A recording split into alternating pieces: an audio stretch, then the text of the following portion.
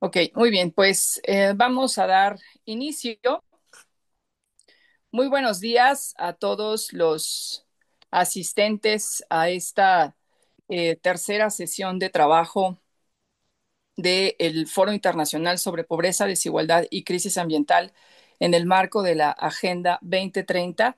Les damos la bienvenida a pues todos los asistentes a la sesión del día de hoy, los que se encuentran de manera presencial allá en la Escuela Superior de Economía del Instituto Politécnico Nacional y a los que se encuentran en esta sala de manera virtual.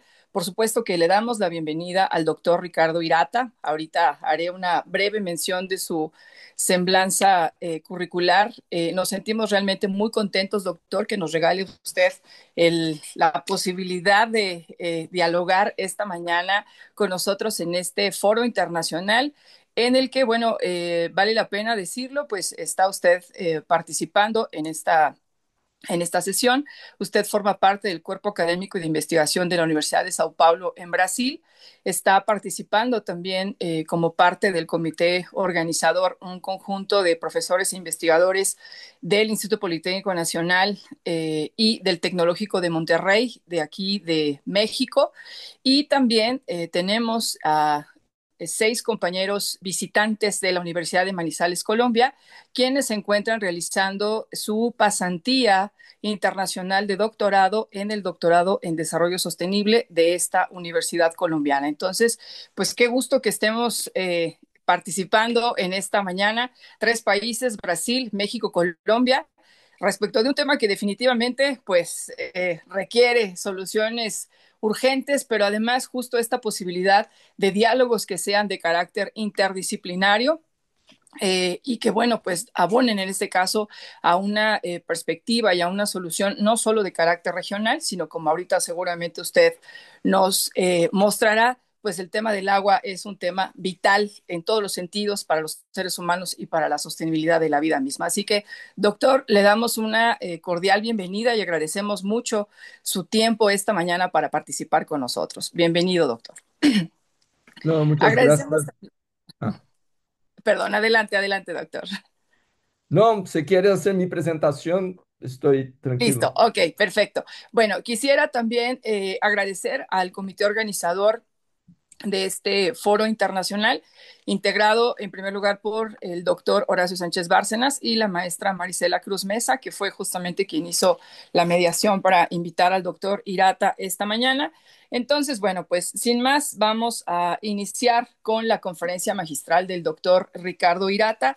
Si le parece, doctor, podemos considerar un tiempo de 45 o 50 minutos para que usted tenga el uso de la palabra y posteriormente abriremos el espacio para pues una serie de preguntas que en este caso los que se encuentran de manera presencial en la Escuela Superior de Economía a través de la maestra Marisela que me las hará llegar vía chat y yo estaré recogiendo en la sesión de Zoom las dudas y las inquietudes que se planteen en esta sesión virtual. Bueno, vamos entonces a hablar brevemente de la larga e importante semblanza curricular del doctor Ricardo Hirata. El doctor Hirata es profesor titular de la Universidad de Sao Paulo, en Brasil, exdirector del Centro de Investigación de Aguas Subterráneas en Brasil y miembro del Groundwater Group del International Water Association. Es geólogo con maestría y doctorado por la Universidad de Sao Paulo y realizó un postdoctorado en la Universidad de Waterloo en Canadá con enfoque en hidrología y gestión de recursos hídricos. El doctor Hirata también integró el Groundwater Management Advisory Team del Banco Mundial, asesoró al Organismo Internacional de Energía Atómica y a la UNESCO y fue profesor visitante de las universidades de Costa Rica y Calgary en Canadá. Además, trabajó como hidrólogo en la Organización Mundial de la Salud, la Organización Panamericana de la Salud también. Cuenta con más de 42 años de experiencia. Ha trabajado ampliamente en más de 30 países temas como contaminación de aguas subterráneas, desarrollo, protección de recursos hídricos, gestión y gobernanza. Ha liderado numerosos proyectos de investigación con diversas instituciones nacionales e internacionales, lo que ha resultado en la formación de estudiantes de alto nivel, maestría, doctorado y otros, y numerosas publicaciones, incluidos manuales técnicos para la OMS, el Banco Mundial y la UNESCO. Doctor Hirata, es un gusto y un placer para nosotros tener su presencia esta mañana. Bienvenido, doctor Hirata. Adelante. muchas gracias, maestra, y también a Mariciela por la invitación de estar con ustedes hoy día en la mañana. Particularmente, yo estoy más cerca que generalmente estoy, porque yo vivo en São Paulo, en Brasil, pero ahorita estoy en Costa Rica para participar de un congreso centroamericano de geología y que además es una conmemoración de un aniversario del programa de posgrado de ellos, que yo fui profesor después que regresé de Canadá, porque hubo un soporte de las universidades canadienses, gobierno canadiense. Entonces, volviendo a una de las escuelas que enseñé, también, bueno, todo está bien, excepto que están sacando el césped cerca de la universidad, entonces un poquito de ruido, pero creo que no afecta mi presentación. Pero realmente muchas gracias y de participar de un foro muy importante para mí.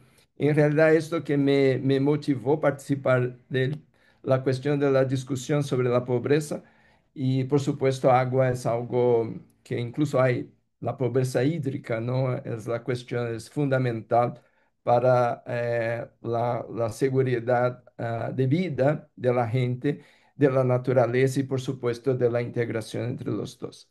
Bueno, hice como un buen profesor, ¿no? Una presentación en PowerPoint, ¿no? Quizá mis estudiantes ya empiezan a tener tanta gracia en querer tener PowerPoints, pero vamos a ver. Am, ah, ok. Todo funciona cuando estamos, pero ahora no funciona bien. ¿No? ¿Qué pasó?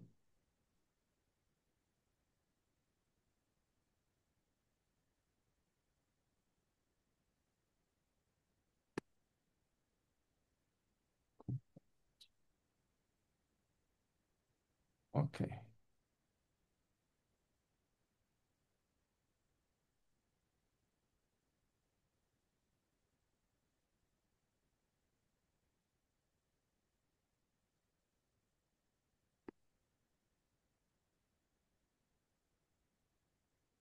Bueno, Correcto, ah, ya estamos visualizando. perfecto. Bueno, yo escogí hablando con la organización, que nuevamente agradezco por la invitación, a un título de que es la autonomía de una crisis hídrica en tiempo de cambios climáticos global. Bueno, creo que todos nosotros sabemos, pero vivimos la hiperaceleración del contemporáneo. O sea, nosotros estamos viviendo un cambio muy rápido de todo que nos acerca y mucho, por supuesto, motivado por nuestras actividades como humanidad.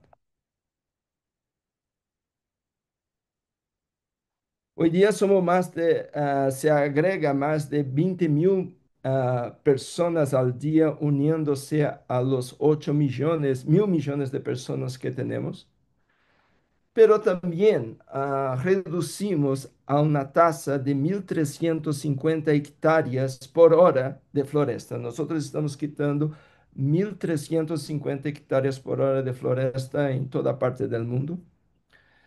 Más de 2.000, somos responsables por la extinción de más de 2.300 especies de animales o de plantas, de seres vivos, basado en las especies que nosotros conocemos. Entonces estamos quitando esto a todos los años, causando este nivel de impacto.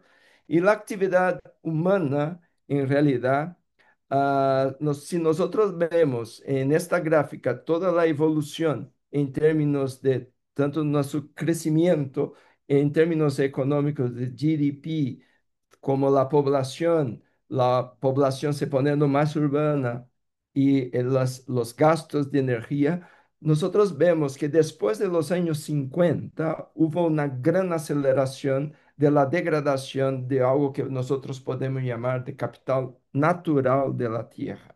Esto es muy nítido cuando nosotros vemos, por ejemplo, que después de los años 50 nosotros vemos una fuerte ascensión de todos los indicadores económicos, geográficos y también en términos de impacto a a la humanidad o para la Tierra. Bueno, solamente algunos números de confirmación de que cómo fueron fuertes los cambios que se observan desde los años 1950 hasta hoy. Solamente el consumo de agua se saltó de un, 1.000.000.000 de metros cúbicos en los años 50 para más de casi 4.000.000 de metros cúbicos de agua en 2024. Nosotros casi multiplicamos por 4 veces en los años 50 a los años 2024. 3,6 mil millones de personas não tiveram acesso adequado ao água durante al menos um mês en el año 2010. Se, se proyecta que en los años 2050 será algo como 5.000 millones de personas. En 2010, 27% de la población mundial vivía en zonas que ya estaban afectadas por algún nivel de crisis hídricas, que nosotros vamos a hablar un poquito más adelante. En los años 50 serán 42% de esta gente va a vivir en zonas afectadas por las crisis hídricas. O sea, las crisis hídricas de agua va a afectar directa o indirectamente a todos nosotros, pero también muy especialmente a los pobres. Y bueno, creo que es importante entonces, ya que estamos hablando de crisis hídricas, es de tener una definición mejor y más precisa de lo que sea una crisis. Crisis hídrica quiere decir una reducción en el suministro de agua en cantidad y calidad durante un periodo de tiempo suficientemente largo que va a causar problemas sociales, económicos y o ecológicos. Aún la crisis hídrica se asocia muy generalmente y muchos medios de comunicación o propios los políticos le gusta decir que la crisis hídrica es causada por las sequías, que es en parte verdad.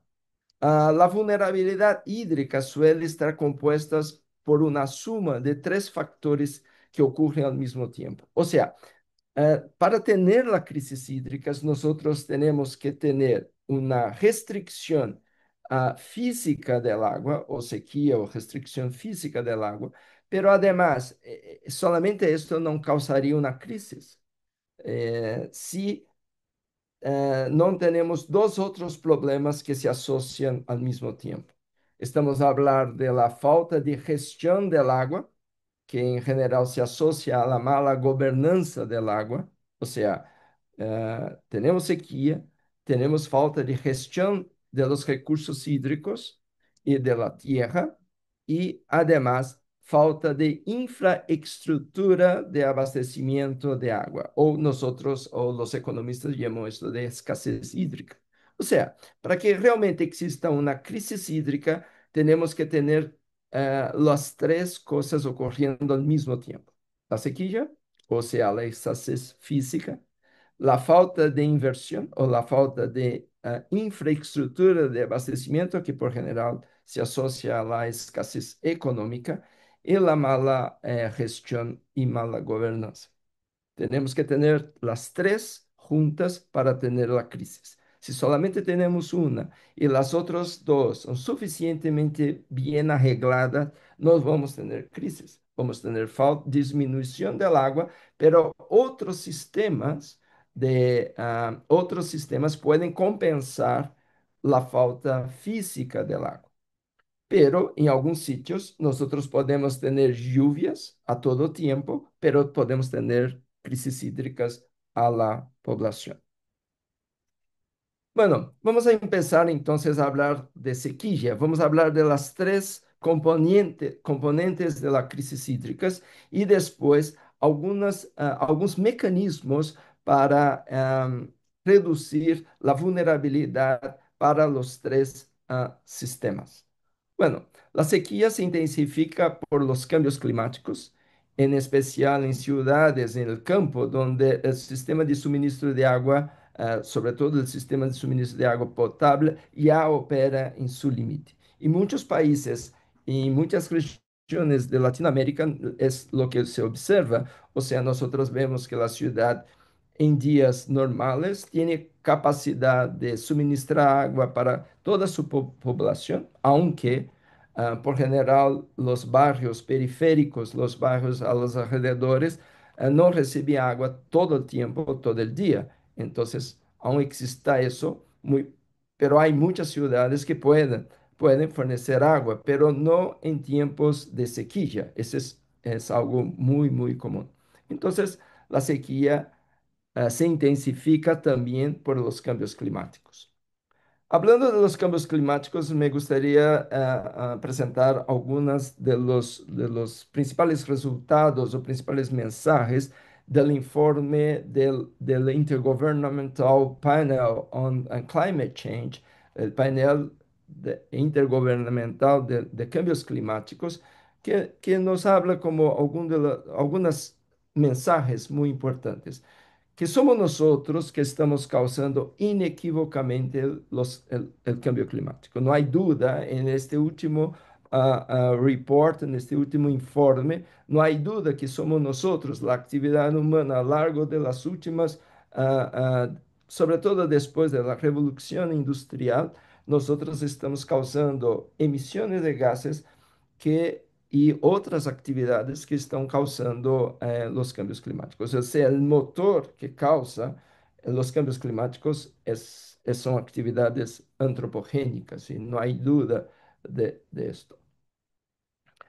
Bueno, una forma, nosotros también sabemos los impactos que esto va a causar. O sea, nosotros sabemos que si nosotros seguimos como nuestras actividades, como estamos haciendo, sin cambiar nuestra forma de vivir, nuestra forma de interactuar con el planeta, nosotros sabemos que los impactos serán terribles y serán muy fuertes que van a afectar ah, directamente a todos del planeta y por supuesto con mucho más severidad a los pobres que tienen menos capacidad de adaptación y menos capacidad de defensa contra los problemas de crisis hídricas o otros cambios como la elevación de la temperatura.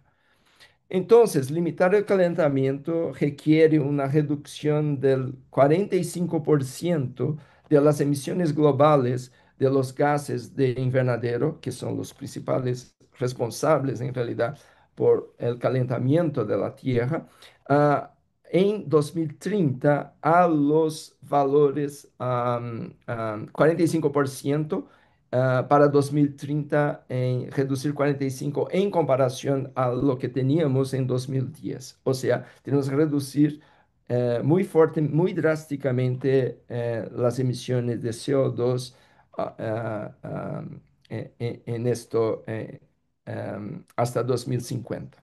Am, bueno, el informe del painel intergubernamental de cambios climáticos destaca la creciente frecuencia de eventos climáticos extremos y el impacto desproporcionado que esto requiere sobre las poblaciones vulnerables, o sea, son los pobres, los más vulnerables y los más afectados realmente en términos de seguridad de vida en los problemas que tenemos, que vamos a tener, que estamos teniendo, pero que vamos a intensificar al futuro con la cuestión de los cambios climáticos. Y enfatiza, o como otro mensaje, enfatiza que existe una todavía tenemos una ventaja de oportunidad para asegurar un futuro habitable, pero esta ventana está cerrando muy rápidamente y las transformaciones y lo que requiere que debemos aprovechar esta ventana de oportunidad para hacer cambios necesarios y transformaciones en la forma de obtención que estamos obteniendo energía, la forma de transporte que requiere mucha energía, sobre todo basada en petróleo, y otros sectores con cooperación internacional y las finanzas son esenciales, sobre todo en términos de las cuestiones económicas entre norte y sur, porque como hablamos son los países más pobres, son las comunidades más pobres, aquellas que son más vulnerables y que tienen menos capacidad de inversiones importantes para su protección. Bueno, creo que no hay disminuyendo mucho los escépticos que no creen en los cambios climáticos y por eso nosotros, como hablamos de cambios climáticos, nos gusta enseñar, por ejemplo, esta gráfica, am, donde nosotros vemos desde 1940, fin de la dentro de la Segunda Guerra Mundial, los años 50, como hablé desde este momento, la fuerte, los fuertes cambios que tenemos en nuestro estilo de vida que impacta el planeta, pero nosotros entonces estamos viendo las décadas, ¿ok? Y este es el incremento de temperatura, ¿ok? Entonces, nosotros vemos basados en temperaturas diarias anómalas, en promedio alrededor del mundo, nosotros vemos que después de los años 80, básicamente, hay un incremento continuo de la temperatura.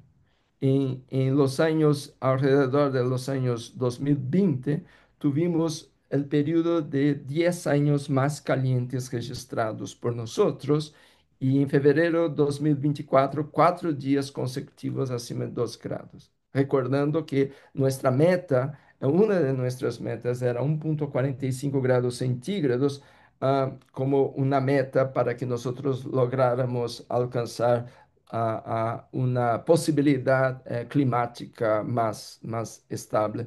Pero nosotros vemos que el primer día más caliente acima de un año en 58, 2015, 2023 y después 2024, no hay duda que nosotros estamos incrementando esto, la temperatura. Y esto es causado básicamente por los gases de efecto invernadero y nosotros tenemos un buen récord de dióxido de carbono, que esto nosotros, esa es una gráfica de contenido de dióxido de carbono a lo largo de los últimos 800.000 años. Y cómo se sacaron eso? Se sacaron con testigos de núcleos de hielo y nosotros tenemos la capacidad de datación del hielo, o sabemos la fecha de aquella porción de hielo que estamos, de la muestra que se saca, y la capacidad de ver qué gases están contenidos dentro del hielo.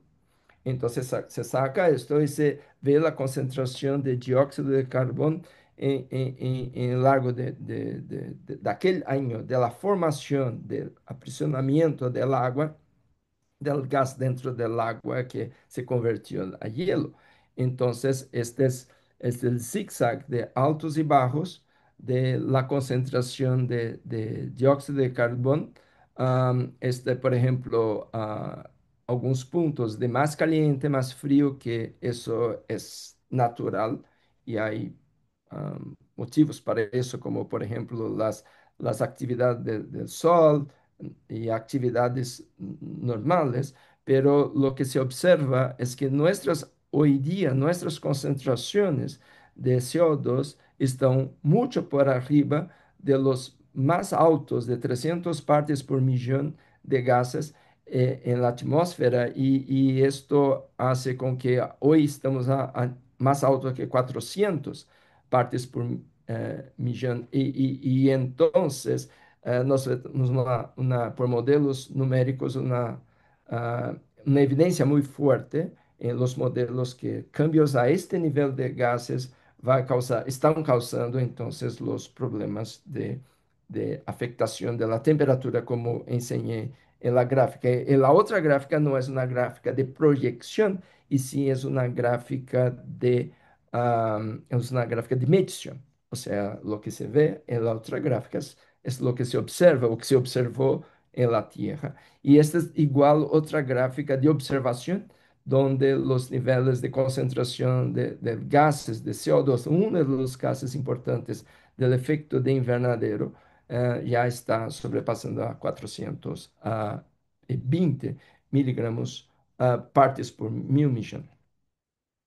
Bueno, entonces hablamos de esto, hablamos que inequívocamente estamos teniendo cambios climáticos y que tenemos urgentemente que cambiar en ese sentido nuestro estilo de vida, nuestra forma de interacción con la forma de energía, como utilizamos o producimos energía para sostener la sociedad, o mismo la cuestión de producción de alimentos y producción de productos industrializados, y hay formas de producción que requiere o tiene más emisión y otros que tienen menos emisión. Entonces, dentro de esto hay toda una línea que es el intentar o políticas de reducción de las emisiones, que esto sí va a causar, va a disminuir entonces los impactos de los incrementos de, por ejemplo, aumento de temperatura. Esta es una secuencia de gráficas desde 1850 a 1900. Son las temperaturas promedios anuales de temperatura alrededor de la Tierra, y cuanto más oscuro, más fuerte, estamos teniendo entonces cambios positivos en la temperatura, está se incrementando, están se poniendo más caliente. Entonces, esto es nuestra simulación para co- pensando en un target de 1,5, 2 y 4, que sería la situación más extremada. Y por supuesto, ese es el promedio, pero los impactos no son iguales, no son homogéneos por el planeta. Hay sitios donde va a haber mucho más calentamiento y otros sitios que va a haber menos calentamiento. Pero una cosa importante es que el calentamiento de la temperatura del aire causa cambios extremados en términos de agua. Justamente esto que la charla está hablando sobre agua, en realidad como recurso de nosotros. Y ese incremento de la temperatura causa, por ejemplo, una elevación de evapotranspiración, o sea, las plantas van a utilizar más agua para su producción. Entonces, para producir una tonelada de un producto, de alimentos, por ejemplo, vamos a requerir más agua, porque la temperatura va a exigir más, y va a necesitar de más agua con más evapotranspiración de las plantas. O sea, va a afectar a más evaporación de los reservorios de agua, más de las plantas, de suelo. Entonces vamos a tener más pérdidas de agua, ¿no?, en el planeta, en la zona. Y que eso también cambia la precipitación. Y la precipitación, lluvia, nieve, y nosotros tenemos que en algunos sectores, nosotros vamos a tener incrementos incrementos de períodos secos, o sea, menos lluvia o menos precipitación, y otras áreas donde vamos a tener períodos o zonas donde va a haber zonas con más lluvia. Y esto también afecta como es los cambios de humedad de suelo, que va a recargar el acuífero, o sea, reservorios de aguas subterráneas. Entonces, está todo interconectado. Pero hay una cosa muy importante, sobre todo, por ejemplo, yo vivo en esta zona de Sudamérica, que es Brasil, ¿no? Y en realidad no hay grandes cambios en términos no hay grandes cambios de precipitación. La zona sureste de Brasil, la precipitación seguirá más o menos igual. Lo que sí va a ocurrir es que nosotros vamos a tener la misma cantidad de lluvia en promedio al año, pero con los periodos de sequía serán periodos mucho más largos, lo que quiere decir que los periodos de lluvia serán más cortos y más intensos. Lo que se transmite para nosotros de esta conclusión es que vamos a tener más lluvias fuertes, o sea, más inundaciones, avenidas e impactos en las estructuras en campo con más erosión, por ejemplo, más pérdida de suelos, y en la ciudad con la cuestión de inundaciones, con problemas de transportes, vidas, landslides, que es uno de los factores que más matan de los riesgos geológicos a la gente y entonces vamos a tener la intensificación de estos. Y los sistemas hídricos vamos a tener más periodos de sequías más largos, o sea, los dos otros factores de infraestructura y de manejo tienen que compensar entonces periodos más largos de sequía. Esto que quiere decir para nosotros en muchas partes los impactos en las aguas. O sea, el cambio climático, hablando de agua, nosotros vemos que necesitamos crear sistemas más resilientes. O sea, que son sistemas resilientes, la resiliencia, la capacidad de adaptarse, resistir, recuperarse de la ocurrencia de eventos extremos o eventos de largo plazo. O sea, nosotros estamos con un nuevo, que es un jargón, una forma de decir, estamos teniendo una nueva normalidad climática. Y si nuestro sistema y muchas de las estructuras hidráulicas para producción de agua, para riego de nuestros países son basados en una serie histórica de qué ocurrió en el pasado. O sea, nosotros vemos cómo son las lluvias en el pasado, cómo se comporta la temperatura y cómo ocurre periodos entonces más o menos lluviosos, la intensidad, y entonces, creamos y hacemos protección, planeación de cosas basado en nuestro pasado. Pero en realidad estamos viviendo una nueva normalidad climática. Lo que necesitamos son una nueva forma de ver entonces las estructuras la infraestructura y las inversiones en realidad, cambios de prioridad y además la política.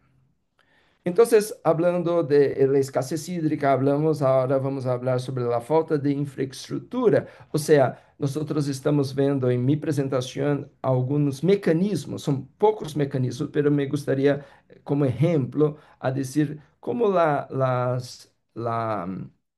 la ingeniería podría ayudar entonces a disminuir nuestra vulnerabilidad a las crisis hídricas y entonces estamos a hablar de las inversiones económicas y después de cambios en gestión.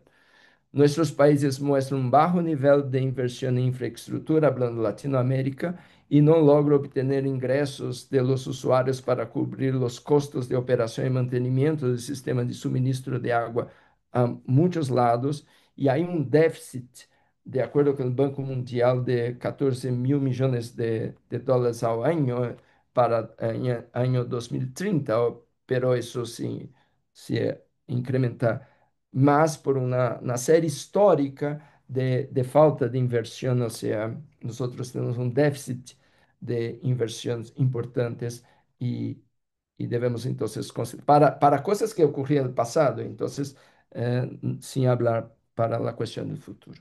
En términos de investimentos en infraestructura, me gustaría hablar sobre instrumentos o métodos o técnicas que pueden incrementar la producción de agua, la forma de reservación de agua, porque si tenemos la capacidad de hacer reservación, muchas veces no necesitamos tener la producción todo el tiempo. Podemos tener producción en tiempos, por ejemplo, que hay más agua y, y guardar el agua, reservar el agua para periodos más de sequía, incluso utilizando acuíferos.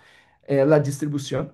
Históricamente tenemos un problema muy, muy grave de pérdidas de agua en distribución de la red de agua, que en promedio mundial es algo como 40 o sea, es agua que se pierde, y control de la demanda, o sea, muchas de las políticas que ocurren son para mejorar la producción, pero en realidad, otro lado de la moneda, tenemos que controlar la demanda, o sea, tener nuevos equipos más eficientes del agua y, por supuesto, educación de hábitos.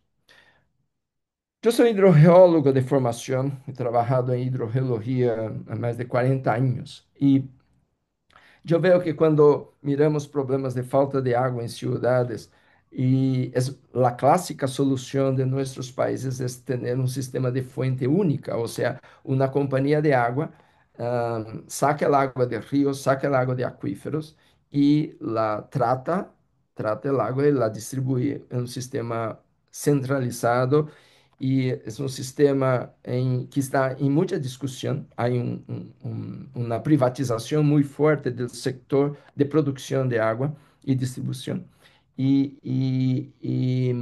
Pero es un sistema muchas veces un sistema donde la ciudad prioriza un sistema de fuente única. Y para nuevos tiempos, nosotros creemos que debemos buscar nuevas, primero entender un nuevo ciclo hidrológico que ocurre no solamente en la ciudad, como el campo. La ciudad cambia radicalmente la hidráulica y la geoquímica, o sea, masas de elementos químicos nuevos son agregados a la ciudad y al campo también. Entonces empieza a ser parte de un ciclo hidrológico no natural, o sea, lo que podemos llamar un ciclo antropo-hidrogeológico, porque debemos incorporar también lo que pasa bajo la tierra, no solamente sobre la tierra, pero geológico, en términos de que hay acuíferos y los acuíferos son importantísimos para el mantenimiento, por ejemplo, del caudal de ríos, de wetlands, de sistemas de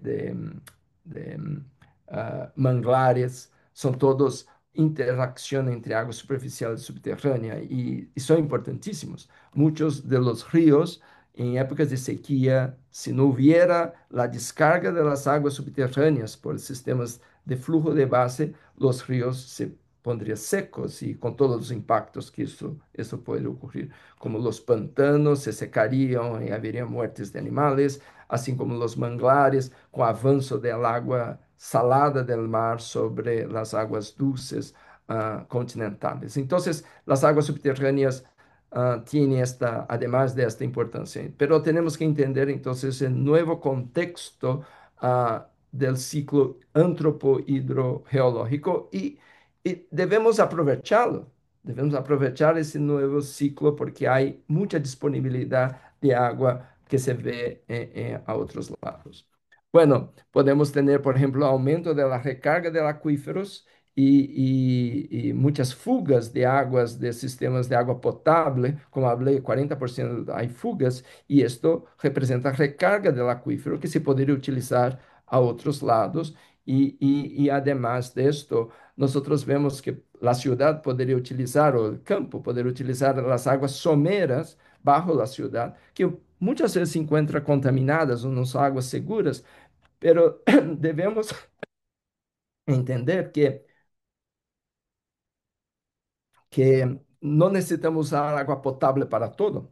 Tenemos que pensar que las casas, los edificios deberían tener sistemas distintos de agua. Una agua segura y limpia para cepillar dientes, tomar, preparar la comida, pero no hay necesidad de tener este nivel del agua, por ejemplo, para los toilets, para hacer flush de toilets, o para hacer riego de áreas verdes, o para la refrigeración de sistemas de aire acondicionado, la limpieza, esta agua no necesita ser potable, debe ser agua segura, pero no potable. Y hay muchas aguas de esta que ocurre bajo, y son aguas someras, subterráneas someras, pero muchas ciudades podrían utilizar las aguas subterráneas más profundas, que por general tienen buena calidad, para integrar entonces los sistemas de las ciudades.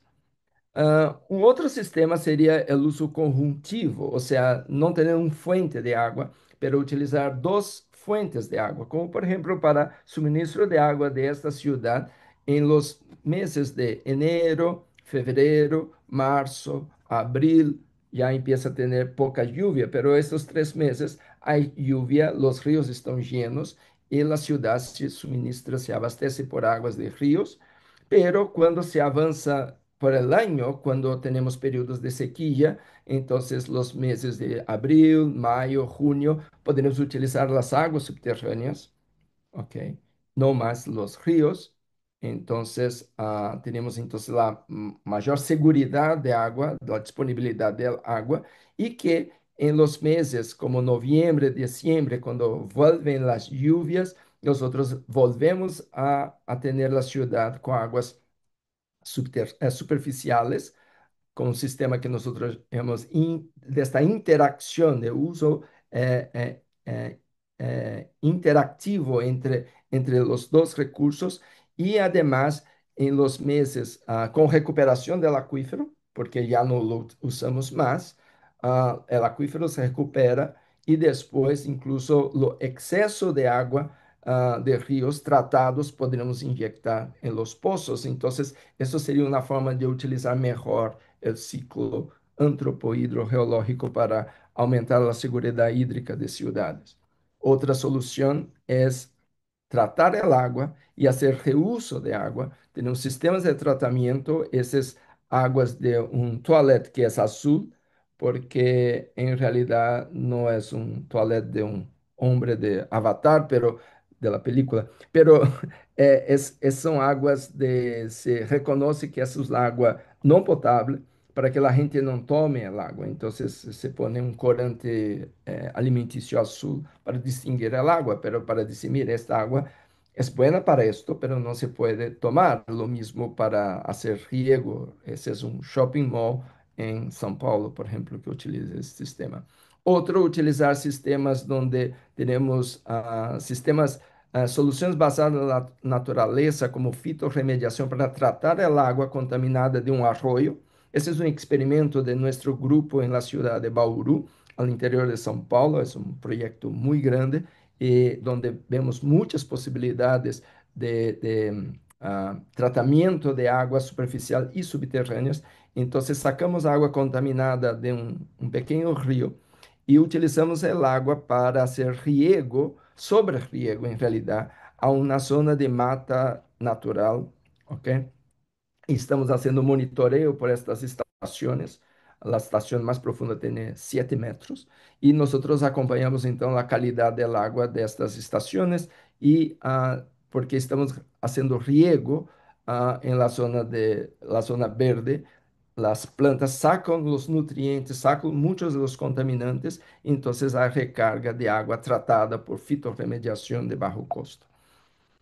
Ah, Mejorar las reservas de agua, tanto aguas de la red pública como también recargas del acuífero. Entonces, mejorar los sistemas de reservación de agua en ciudades para mejorar, amortizar tiempos de producción y uso, ¿no?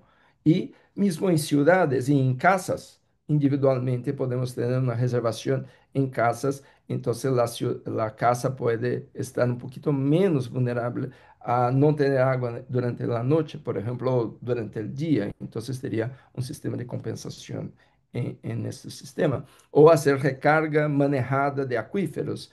Em campo, esse é um sistema muito, muito sencillo, que muitos agricultores lo usam muito mais para regular diminuição de escorrentia e diminuir a erosão, pero además pode causar la infiltración de agua y recargar el acuífero para aumentar disponibilidad de agua para uso agrícola, sobre todo si utilizan pozos.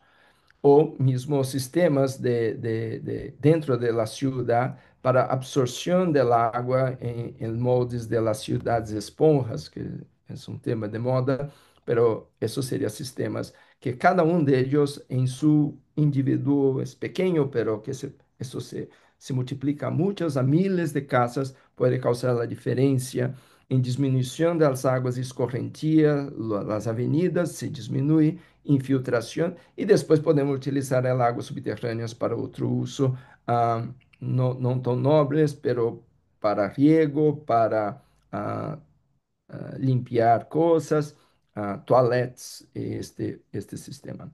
Em termos de distribuição, eu falei sobre a redução de perdas de água da rede pública, que muitas vezes pode alcançar de 30 a 50% em nossos países latino-américas, é um número alto. Em promédio, no mundo, estamos a falar de 40%, pero em países que invertem muito em buscar fugas de rede, tanto de águas de alcantarillado como águas que águas servidas e águas de potável.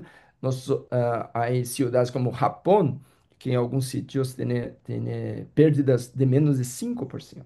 5%. E Singapura, por exemplo, temos áreas com perda de menos de 10%.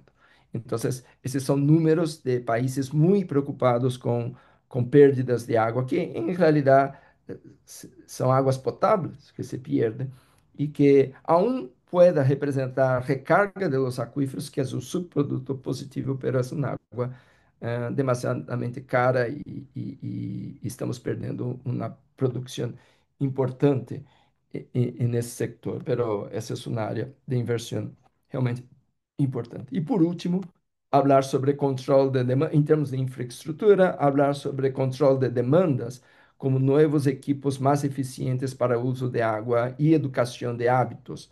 A gestão da demanda é mais eficiente que a gestão de produção. Nós, engenheiros, trabalhamos muito mais em tentar buscar mais água, mas devemos reconhecer que uma gestão adequada de demandas junto à população muitas vezes resulta mais eficiente. Pero estamos a falar também de inversão em novos equipos de ahorro de água, como as torneiras, os grifos mais eficientes, e ahorrar água mediante novas cultivares agrícolas que utilizam menos água, técnicas melhoradas de riego, como goteo, como este caso da foto, e redução de los perímetros de riego, hablando que a agricultura consume a maior parte da água de nós. E por último, falar sobre falta de gestão del água, não, que é um causante da crise hídrica, e se necessitam ferramentas institucionais como marcos legais e regulatórios, tarifação del água, incentivo para asignar, regular e conservar melhor os recursos hídricos através de mecanismos econômicos. Isso é algo realmente muito importante, que tem que ser coordenado com a disponibilidade, tem que ser coordenado com produção e com um bom sistema de comunicação a los usuários. Generalmente, o desempenho deficiente do setor de recursos hídricos e sua financiação insuficiente estão relacionadas com uma governança deficiente. Esse é o problema de inversão, é um problema de gestão, ao fundo. E há necessidade de cambios de paradigmas e de costumbres para a aceitação de alternativas não convencionais. Por exemplo, utilizar águas servidas. Não, a gente dizia, mira, estou tomando uma água que foi me pi há 2 dias. E isto é uma coisa, e a segurança disto, transmitir a segurança, ou mesmo utilização de águas subterrâneas em cidades, muitas instituições creem que é muito perigoso porque pode haver contaminação. E falando sobre como as águas subterrâneas, elas muitas vezes não são tão muito claras em relação a isto, queria dizer sobre a importância de água em la cidade de São Paulo, onde temos uma cidade de 20 milhões de pessoas que se utilizam uma demanda de água de 68 metros cúbicos de água por segundo, onde 99% da água vem de água superficial. Pero Sin embargo, la región metropolitana utiliza, hay 13.000 pozos privados que se extraen 10 metros cúbicos de agua por segundo. O sea, las aguas subterráneas oficialmente representan solamente 1% de la producción total de agua, pero en realidad es 14%, porque nosotros agregamos 10 metros cúbicos de agua por segundo adicional, ¿no? Entonces, las aguas subterráneas, sin estas aguas subterráneas, nosotros no tenemos la ciudad funcionando como ella funciona bien. Entonces, los pozos privados pueden ser una forma de self-supply y pueden ser algo que puede ayudar a reducir la presión de uso del agua, de una ciudad.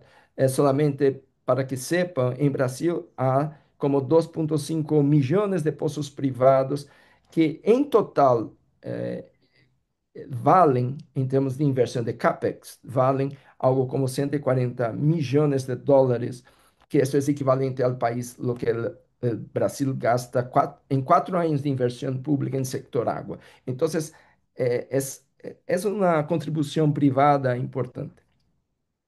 Modificar manejo de la tierra, gestión del manejo de la tierra, utilizando cultivos menos exigentes del agua en cuencas más sensibles a eso, como eucaliptos o como caña, que son muy exigentes en el agua, y cambiar por otros sistemas. Y algunas veces es necesario hacer compensaciones financieras para eso, para satisfacer las necesidades de ciudades. La ciudad tiene que, por ejemplo, pagar a los agricultores alguna compensación de no plantar, por ejemplo, algunos cultivos muy exigentes del agua.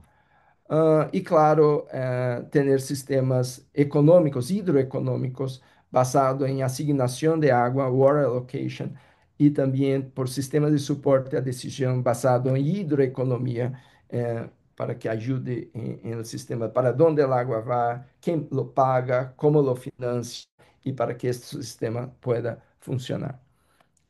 Mi último slide habla entonces de las principales mensajes para mí. Es, el cambio climático nos obliga a pensar en una nueva normalidad, es decir, las medidas de planeación y adaptación no solo deben mirar hacia atrás, las series históricas, es algo que nosotros vemos como fueron las lluvias en el pasado, y mismo se reconoce que nuestra red de monitoreo no es muy buena para eso, ¿ok? Sino, pero ahora adicional por la cuestión de cambio climático, nosotros debemos ver los pronósticos de futuro. Debemos introducir las aguas subterráneas en las soluciones de adaptación al cambio climático. México es un país que usa mucha el agua subterránea, pero en muchos otros países de Latinoamérica la gente no confía en el agua subterránea, aunque es la principal fuente de suministro de agua potable para Europa, por ejemplo, pero todavía hay una resistencia de mucha gente a imaginar que agua subterránea podría ser una solución definitiva para muchos problemas en ciudades o uso conjuntivo entre aguas subterráneas y aguas superficiales en ese sentido para incrementar la resiliencia de ciudades en el campo. Y por último, hablar que las ciudades resilientes serão aquelas onde as soluções de engenharia se integrem a sistemas basados na natureza. Nós devemos volver a entender melhor como a natureza funciona, como utilizá-la para melhorar a qualidade da água, por exemplo, para melhorar a disponibilidade de água, para reduzir seus impactos em la natureza, e nós podemos ter a natureza como um aliado para esto, para mejorar entonces la disponibilidad hídrica, pero en eso también debemos incluir la participación de la sociedad para su implementación y cambios de mentalidad de stakeholders y decision makers. Sim, esto, o sea, la decisión para uso, para reducir la vulnerabilidad de nuestras ciudades y campo, para tener menos crisis hídricas, es en sí una decisión política. ¿Ok? Bueno, creo que era esto que tenía por una rápida presentación y como últimas palabras, bueno, gracias por la oportunidad de poder compartir un poquito de esta visión de recursos hídricos y vulnerabilidad de las aguas, un poco del punto de vista de las aguas subterráneas que no es muy común en las discusiones sobre sistemas de adaptación a los cambios climáticos de nuestras ciudades y nuestro campo. Muchas gracias. No, pues, doctor Hirata, muchísimas gracias por su maravillosa conferencia magistral. La verdad es que, bueno, yo tengo muchísimas preguntas, pero también tenemos aquí a los asistentes en la sala, los que están de manera presencial en la Escuela Superior de Economía. La verdad es que, bueno, pues usted tiene una experiencia increíble. Y sobre todo en esta parte del manejo de soluciones, creo que fue extremadamente interesante su planteamiento. Creo que sin duda alguna, digamos, los diagnósticos, los balances en el sentido de la gravedad, pues del problema que enfrentamos con el sobrecalentamiento planetario, tiene una enorme, digamos, conjunto de aristas que tienen que ser tratadas cada una en su dimensión precisa. Y bueno, el caso del agua como un tema digamos que empieza a entrar en una fase de desestabilización producto de esta dinámica global de un patrón de producción-consumo que ha privilegiado y que sigue privilegiando hasta ahora digamos, pues la inacción en el sentido de no disminuir las emisiones de gases de efecto invernadero, pues empieza a generar una dinámica que realmente es urgente en términos de las soluciones. Y creo que ahí lo que usted abona en función de su expertise, en función de su largo trabajo, no solamente de investigación, sino también de participación de proyectos muy importantes a nivel internacional con organismos a nivel, digamos, supranacional, pues sin duda alguna tiene una experiencia que en verdad agradecemos mucho que la pueda compartir esta mañana con nosotros. Entonces, doctor Hirata, pues vamos a abrir el micrófono, si les parece, a los compañeros que están en la sesión presencial. Vamos a darles la posibilidad de que puedan plantear una serie de preguntas. Está por allá la maestra Marisela. Maestra Marisela, ¿me escuchas? Vamos a abrir aquí el micrófono al auditorio Perfecto. para ver si alguien quiere hacer alguna pregunta. Se acerque para acá, por favor. ¿Quién? Anímense.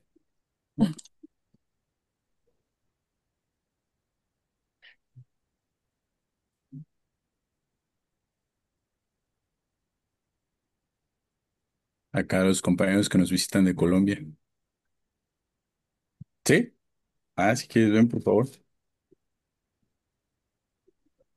Y aquí ya sale esa cámara, mira. ¿Y ahí? Sí. Déjame la habilito. Y, uy, Listo. deja que... Ahí, estás. Buenos días, doctor Iriarto. Primero, pues, darle las gracias por su majestuosa presentación sobre el problema de recurso hídrico. Pero entonces mi pregunta en el sentido de cómo el recurso hídrico, que es un bien común, lo utilizan muchos gobiernos en territorios para hacer riqueza a nombre de la naturaleza. Y a los pueblos, a las comunidades que la usan para consumo y para uso diario, se la cobran a mayor valor que las mismas empresas. Un caso que veo mucho es por ejemplo, el de la Coca-Cola. Más le vale un centímetro cúbico, un litro a la persona en su habitación que lo que se lo venden a esas grandes multinacionales.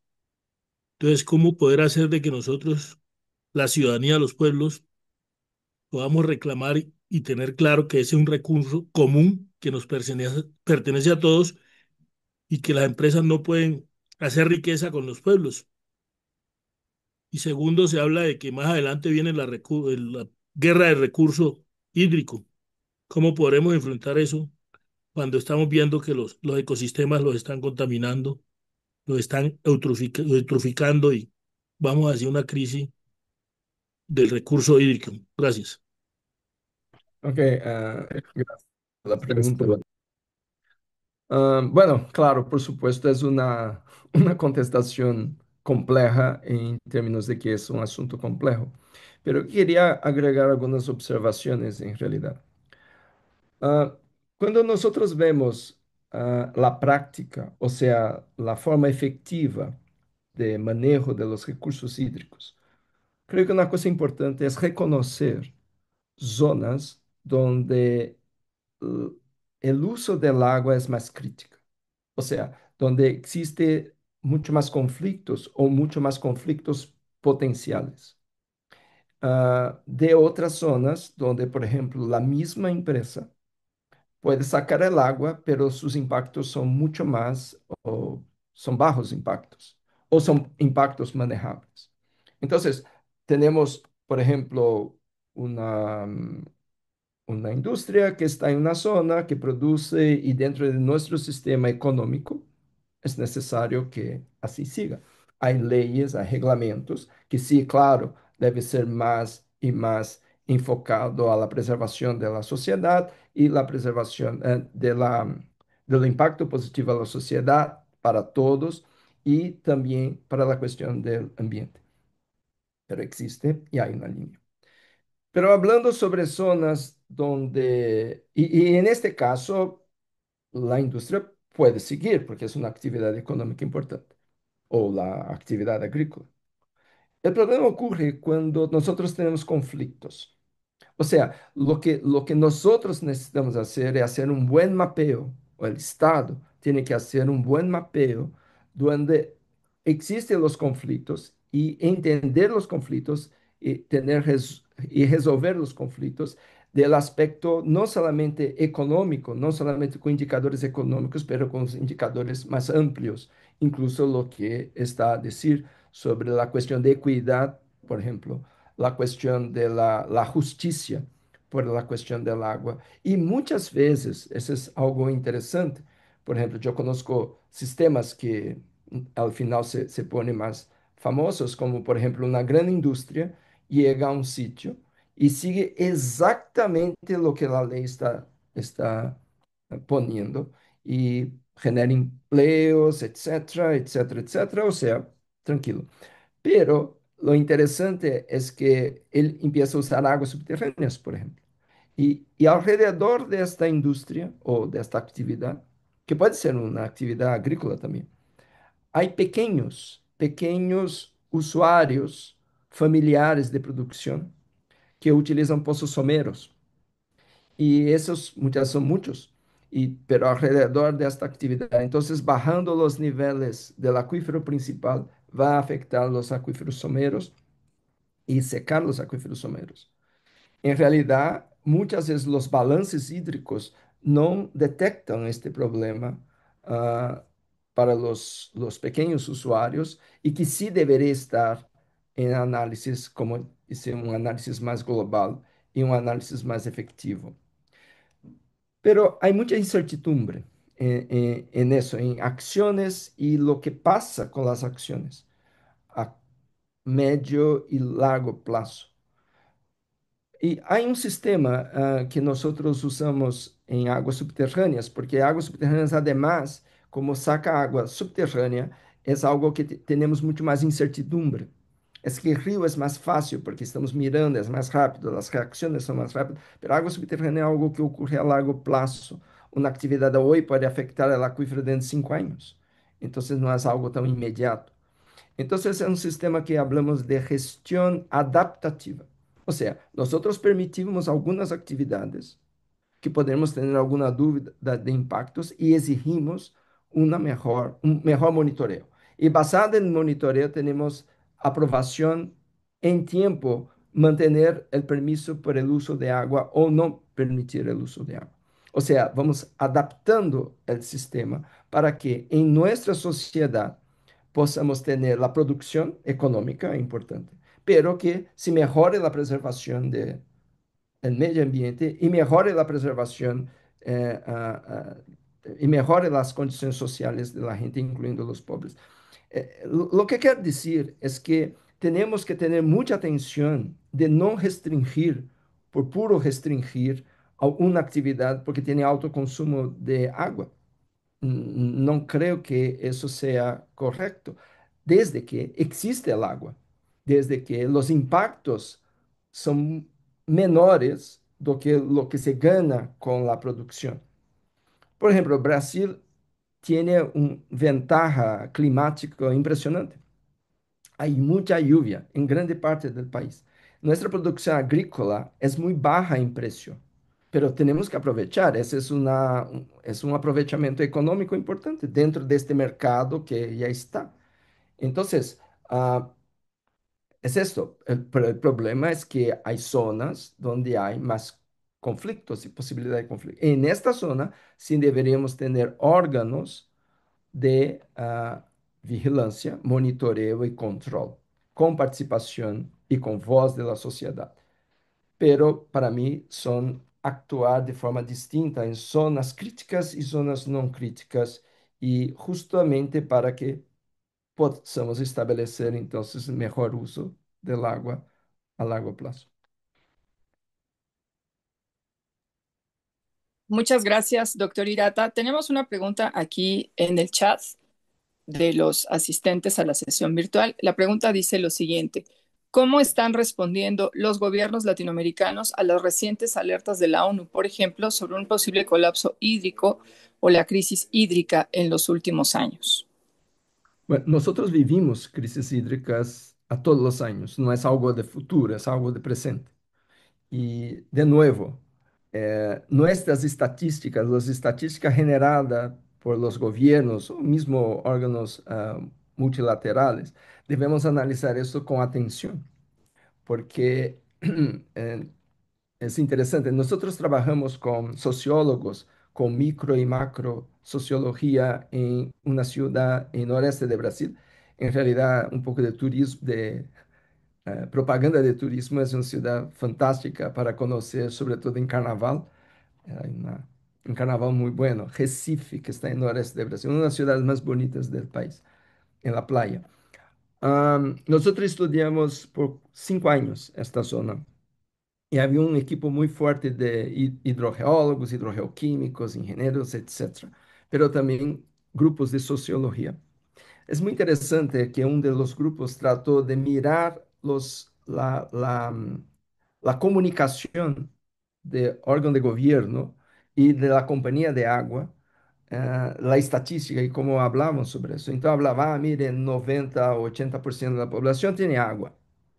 En realidad, 95. En realidad, lo que querían decir que 95% de la población tiene agua, tiene un grifo conectado a una red, pero no necesariamente tiene agua, porque no es agua todo el tiempo y no es agua todos los días. Entonces, es una estadística mala. Otra estadística mala en relación, que nosotros debemos leer mejor las estadísticas, es, por ejemplo, la cuestión que en Brasil habla que hay 30 millones de personas, nosotros somos 220 millones. 30 millones de personas no tienen acceso a agua segura. Este, ese es un número. Entonces, que básicamente no tienen acceso a agua del sistema de la red de red de agua pública, que es la agua segura. Pero la cuestión, el número se termina en esto. La pregunta es, ¿dónde viene el agua de estas personas? Para pensar políticas, porque la política se piensa, debemos llevar la red de agua para ellos. Pero algunas veces es muy caro hacer eso. Entonces, sistemas autónomos, independientes, sistemas como pozos o otros sistemas de captación pueden ser muchas veces mucho mejor y pueden ser buenos sistemas, bien hechos, seguros. Pero en realidad, mirando, y nosotros fuimos atrás de que representa 3 millones de personas sin agua en Brasil, representa que eles usam, 80% deles usam águas subterrâneas. Então, es en la agua subterránea que está la seguridad hídrica de ellos, aunque hay muchos pozos contaminados, hay muchos, pero utilizam água subterrânea. E nós não temos nenhuma política para atenção a estas pessoas. A única que existe é um dia no futuro vamos ter eles incorporados a nossa rede de água do sistema público. Que sí, ok, bueno, pero hay cualquier cantidad de tiempo entre las dos cosas. Entonces, mirar la estadística, como el caso de São Paulo. São Paulo, nuestra política de agua, la universidad participó y nosotros cambiamos. Este número que presenté es número de nosotros, nuestro equipo. Cuando hubo el plan de manejo de agua de la cuenca, donde está la región metropolitana de São Paulo. Y me acuerdo que nosotros cuando empezamos, dijeron, mire, el tiempo de ustedes, el proyecto del plan es muy pequeñito porque la ciudad no usa agua subterránea. Es 1%, es menos de 1% en realidad. Hay algunos pozos alrededor y es muy, muy pequeño. Y nosotros, esto me incomodó mucho porque yo sabía que había muchos pozos, entonces empezamos a hacer una estadística buena y buscando los pozos junto a los perforistas, etcétera, etcétera. Y llegamos en la fecha, o en más, pero en la fecha había como 8 o 9 mil pozos privados, 9.000 pozos privados, y que genera 10 metros cúbicos de agua por segundo, hoy ya más, pero la fecha. Y esta agua es una agua importantísima porque la ciudad estaba en la fecha en límite de producción. O sea, sacar 10 metros cúbicos de agua por segundo, que es mucha agua, representaba el equilibrio de la ciudad. Pero no había políticas en aguas subterráneas. ¿Por qué? Porque estaba fuera de la agenda. Estaba fuera porque eran aguas menos de 1%. Entonces, la cuestión de mirar realmente la situación, focar trabajos en zonas de conflictos o potenciales conflictos, mirando, por supuesto, la cuestión de clase, la cuestión de los vulnerables y que tienen menos voz. Eso es importantísimo, por supuesto, pero eso hace que nuestros esfuerzos como investigadores o como sociedad civil se foque donde es necesario en realidad y áreas que no. Brasil, como hablé, Brasil es un país netamente de producción de commodities agrícolas. Eh, y es facto, la economía de nosotros está en eso y la fuerza económica de Brasil está en eso. Por supuesto, no está en la seguridad alimentaria, porque es producto de exportación, pero es importante para la economía. Por qué pelear con ellos en cosas generales? Vamos a pelear, o no pelear, pero vamos a trabajar en zonas donde realmente hay conflictos, donde las actividades sí generan problemas para la naturaleza y generan problemas para la sociedad. En esta zona sí, no somos muchos y debemos tener esfuerzos, el gobierno tiene que tener esfuerzos en esta zona y buscar soluciones en esto. Y hay soluciones nuevas y debemos buscar tecnología y por eso estamos en las universidades. ¿No? Entonces, salir del clásico y mirar y buscar las soluciones. Para mí es una forma mucho más de cooperaciones, donde es posible tener cooperación. Claro, hay situaciones de conflictos que es conflicto. Esto se para en justicia, es pelea. Pero estamos a hablar de un sistema económico de civilización en términos de, claro, fuerzas políticas, no, no soy ingenuo, naive, ¿no? Y no creer en eso.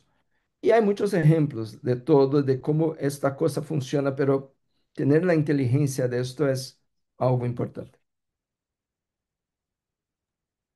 Excelente, doctor. Muchísimas gracias. Justo la siguiente pregunta es de los asistentes a la sesión presencial y va en el mismo sentido. La pregunta dice, ¿cómo pueden las comunidades locales ser involucradas de manera efectiva en la planificación y gestión de los recursos hídricos para mejorar la resiliencia y la sostenibilidad del agua? Eh, Ese es clave, es clave. Las comunidades, los grupos sociales, tienen que aprender a trabajar con los técnicos, porque al final están peleando por algo que es, claro, están peleando por algo que es político, pero la cuestión técnica es fundamental porque es donde se basa la decisión o en donde debería basarse la decisión.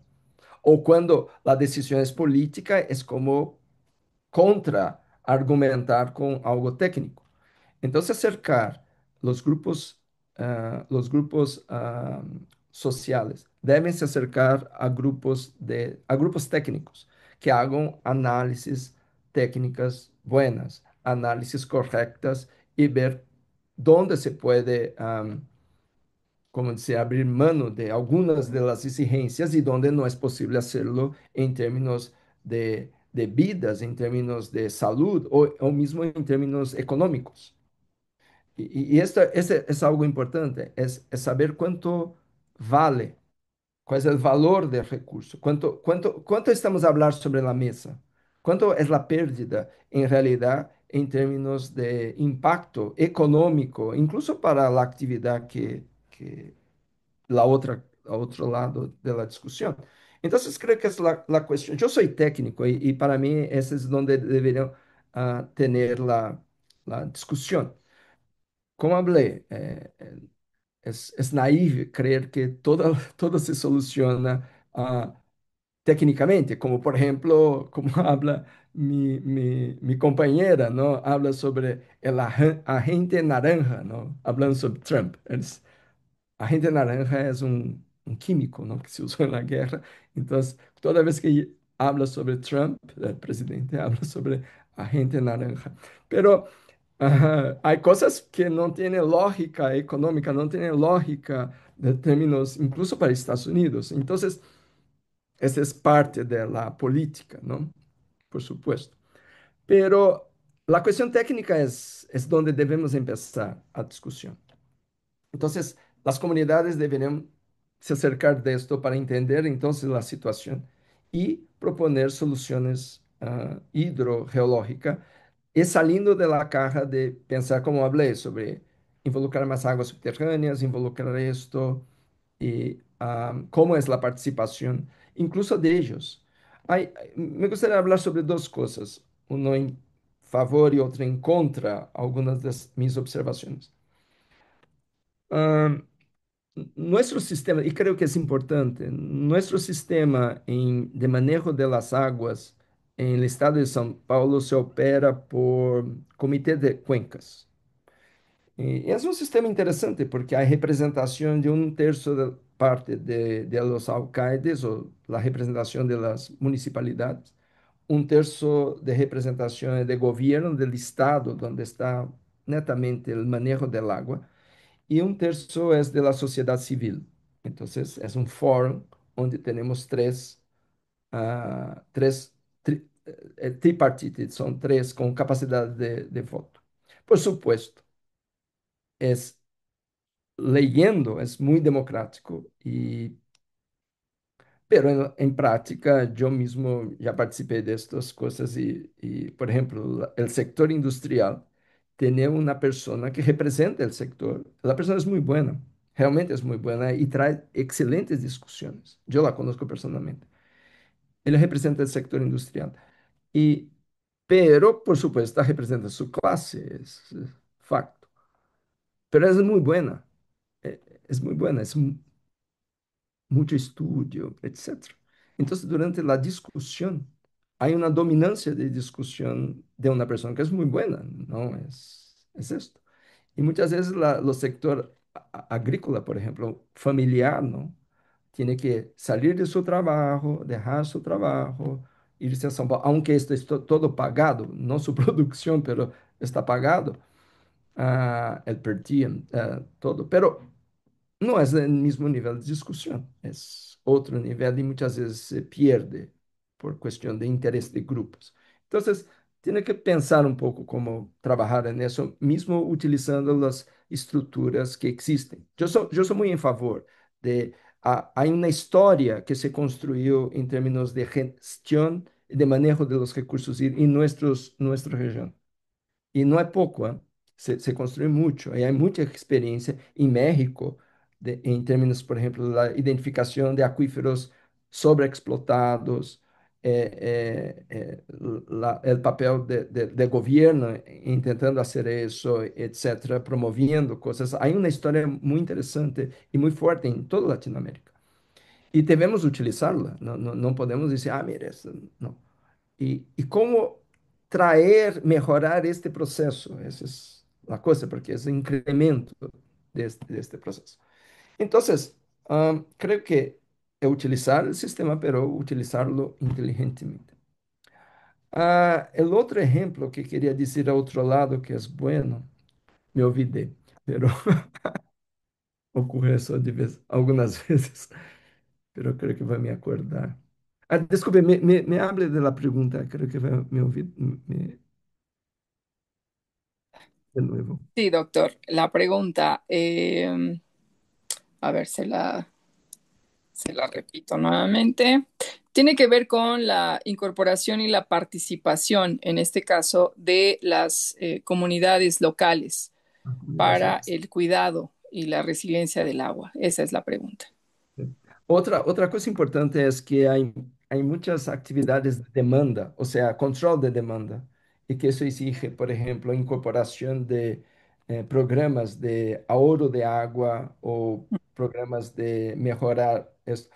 Hay un programa muy interesante que nosotros tuvimos en la universidad, fue un cambio en la universidad. Nuestra universidad, que es la ciudad universitaria, es, USP, Universidad de São Paulo, es grande, así como UNAM. UNAM es más grande en realidad, en número de estudiantes, pero nuestra universidad es igual de grande. El campus de la ciudad, dentro del campus es como 80 a 100 mil personas ingresan y salen de la ciudad, utilizan la universidad, entre todo, servicios, etc. Entonces, todo eso, solamente para decir que há algunos años había un sistema de ingreso de agua en una ciudad con un medidor, uno, para una ciudad de 80 a 100 mil personas, un ingreso. Entonces, dentro de la universidad no teníamos la mínima idea de qué pasaba con el agua. Y había pérdidas increíbles de agua, una pérdida, porque al pasado incluso, quien pagaba el agua era el gobierno. Ahora todo es pagado por la universidad. Y, pero una cosa que ocurrió es que la compañía de agua, que antes era de gobierno, propuso un programa muy interesante que se llama PURA, Programa de Uso Racional del Agua, PURA, y que hacía esto, decía, mire, su cuenta de agua es como 2 millones de dólares al año, algo por el estilo. Y dice, mire, ok, yo voy a hacer una rebaja de 20% de esto. Yo no quiero 20% de esta plata, pero estos 20% tiene que ser invertido en busca de fugas y cambios de sistemas de grifos, de flush toilet por sistemas inteligentes. El sistema no ocurrió solamente en la universidad, ocurrió en muchos lados, hasta que la industria que empezó a utilizar esto mejoró económicamente. Mejoró. Ellos tuvieron que trabajar para fornecer un montonazo de esas cosas para todo el sector. Entonces, eso fue muy bueno para la economía. Y entonces la universidad fue empezando a cambiar, cambiar, cambiar y hacer mediciones individuales en las escuelas.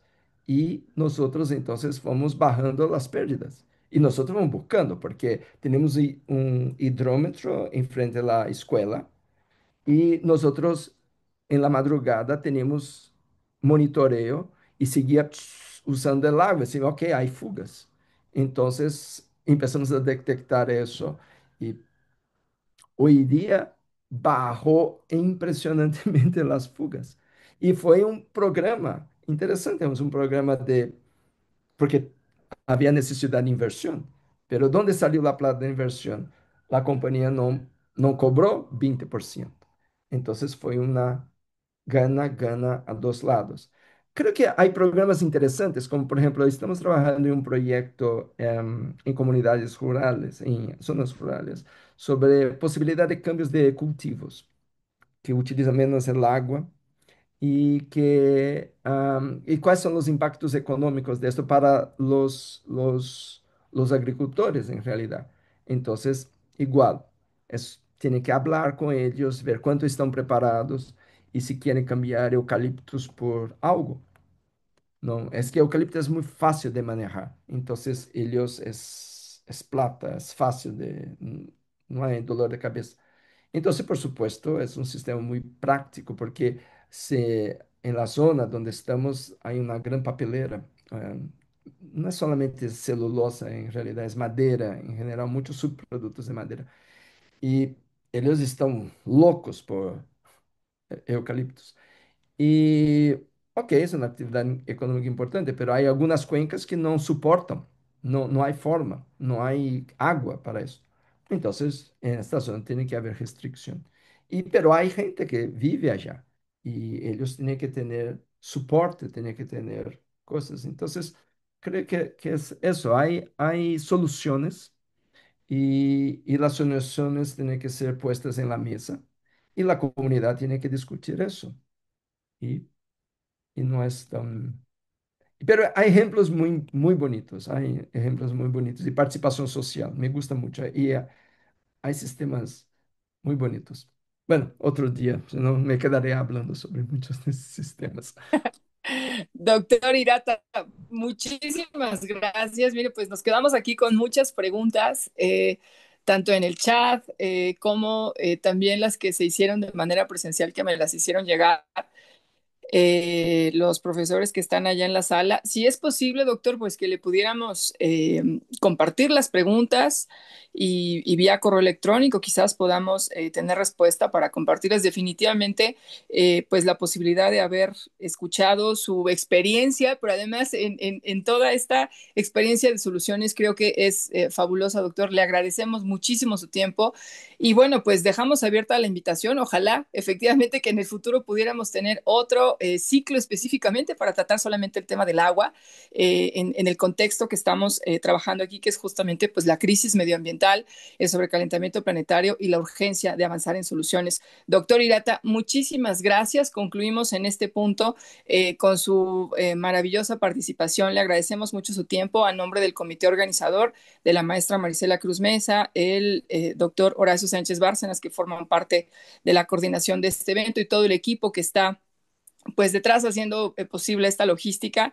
Le agradecemos esta conferencia magistral, la anatomía de una crisis hídrica en tiempos de cambio climático global, dentro de este foro internacional, pobreza, desigualdad y crisis ambiental en el marco de la Agenda 2030. Doctor Hirata, un gusto. Y bueno, pues quedamos a la espera de un siguiente contacto para poder seguir conversando y aprendiendo pues de todas las cosas tan interesantes que no solamente como parte de su investigación, sino pues de su expertise al final de cuentas, ¿no? En los temas de gobernanza climática en el área particular sobre el agua subterránea, pues tiene usted que compartir con nosotros. Doctor Hirata, muchas gracias y que tenga excelente día. Muchas gracias a todo el público que nos estuvo acompañando en la sesión virtual y en la sesión presencial.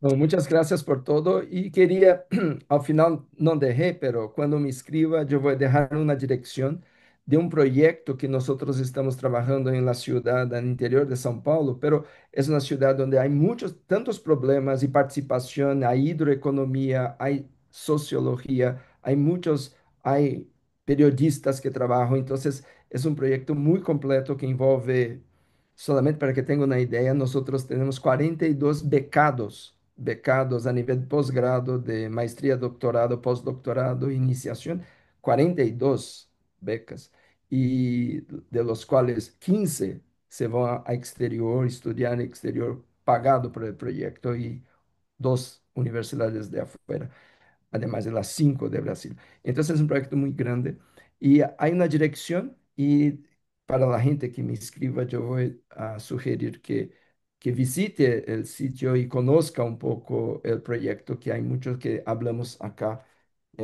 está allá. ¿Ok? Gracias, Ok, gracias a todos. perfecto, doctor. Maravilloso. Quedamos entonces en comunicación.